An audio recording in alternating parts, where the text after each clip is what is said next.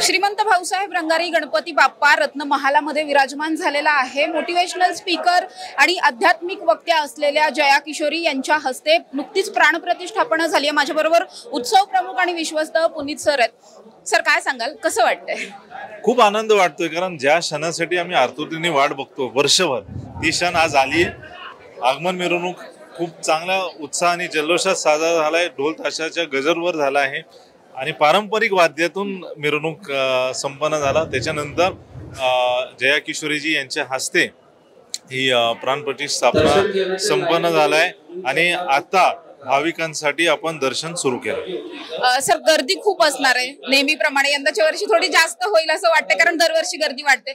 गर्दीच्या अनुषंगाने नियोजन कसं असणार आहे भाविकांना? 100% मागच्या वर्षी आम्ही पाहिलं, या बाप्पाच्या दर्शनासाठी 85 ते 90 लाख लोक भाविक दर्शनासाठी आले।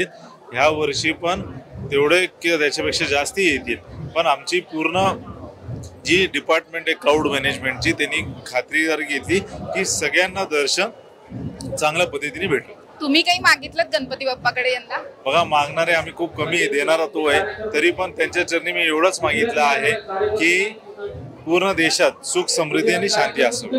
नक्कीच आपण बघतो, माझ्याबरोबर पुनीत बालन सर होते। सरांनी सांगितल्याप्रमाणे गणपती बाप्पांचं आगमन झालेलं आहे आणि अतिशय उत्साहात संपूर्ण 10 दिवस या ठिकाणी गणपती बाप्पा विराजमान होताना पाहायला मिळणार आहे। कॅमेरा पर्सन शिवाजी साळुंखेंसह समृद्धी जाधव, टॉप न्यूज मराठी, पुणे।